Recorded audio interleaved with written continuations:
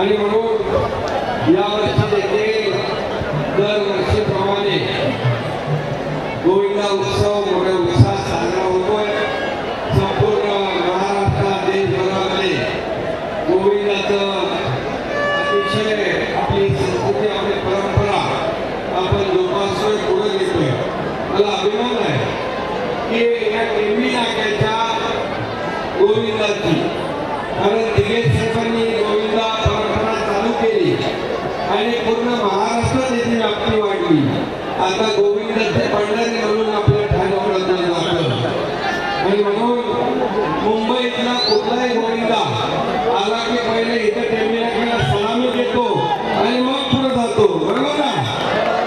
इथे सलामी दिल्यावर पुढे जातो आणि म्हणून सगळ्या गोविंद इथे येतात आणि सलामी देऊन दिगेश साहेबांना वंदन करून आपण पुढे जातो.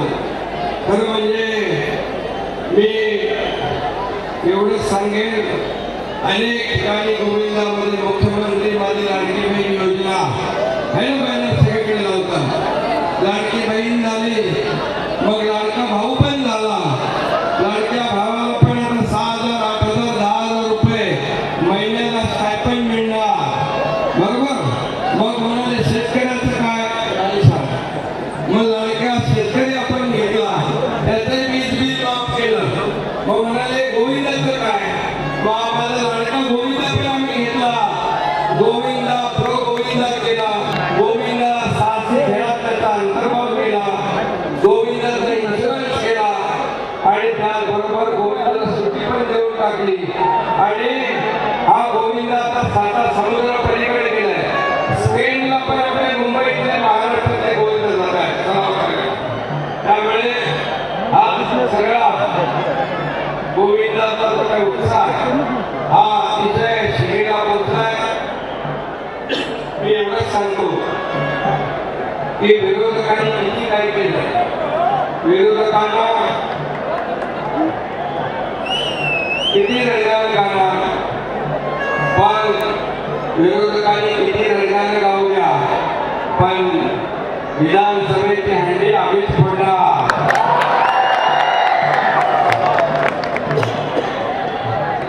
बरोबर आहे ना? फोडणार ना? आणि विरोधकांनी किती सोडू द्या अकलेचे कांदे, तुमच्या बळावर हा एकनाथ शिंदे काम करत राहणार. एकनाथ शिंदे आपलं काम करायचं काम आहे ना, आपल्याला काम करत राहायचं आहे. आणि म्हणून तुमच्या सर्व तरुणांसाठी देखील मोठ्या प्रमाणावर आपण योजना आणल्या. या सरकारने आज जे सुशिक्षित बेरोजगार आहेत त्यांच्या पायावर उभं राहण्यासाठी योजना आणल्या. माझ्या लाडक्या बहिणींसाठी योजना आणल्या, लाडक्या भावासाठी, लाडक्या शेतकऱ्यांसाठी. आणि गोविंदा हा देखील उत्सव जो आहे, आज त्याला प्रो कबड्डी प्रमाणे आपण प्रो गोविंदा देखील केला. आता आणखी काय काय करायचं ते सगळं आपण करू, पण तुम्हाला माझी एवढी विनंती आहे की गोविंदा हा उत्सव आपण ही परंपरा आणि गोविंदाचा सण साजरा करत असताना काळजी घ्या. कुठे आपला गोविंदा जखमी होणार नाही, कुणालाही या ठिकाणी इजा होणार नाही. घरामध्ये आपला परिवार, आई वडील, भाऊ बहीण वाट बघताय याची आपण जाणीव ठेवा. आणि सगळ्यांनी सेफ्टी बेल्ट लावल्याशिवाय वरच्या थरावर कुणी चढता कामा नये, ही सगळी काळजी घ्या. हा गोविंदा उत्सव ही परंपरा एक सांघिक भावनेने खेळणारी परंपरा आहे।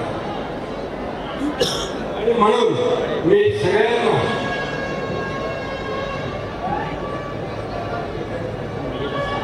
गोविंदा उत्सवाच्या मनापासून सगळ्यांना शुभेच्छा देतो। गोविंदा जी आप इधर आए, आपको बहुत बहुत धन्यवाद और आपको भी शुभकामनाएं। प्रसाद आहे, क्षितिज आहे, सगळे या ठिकाणी आपले कलावंत आलेले आहेत। त्यांनी देखील या आनंदाचा, या गोविंदाचा आनंद घेतला आहे। मी सगळ्यांना खूप खूप शुभेच्छा देतो। धन्यवाद। जय हिंद, जय महाराष्ट्र। तर विधानसभेची दहीहंडी आम्हीच फोडणार असा विश्वास मुख्यमंत्र्यांनी व्यक्त केलाय। एबीपी माझा, उघडा डोळे बघा नीट।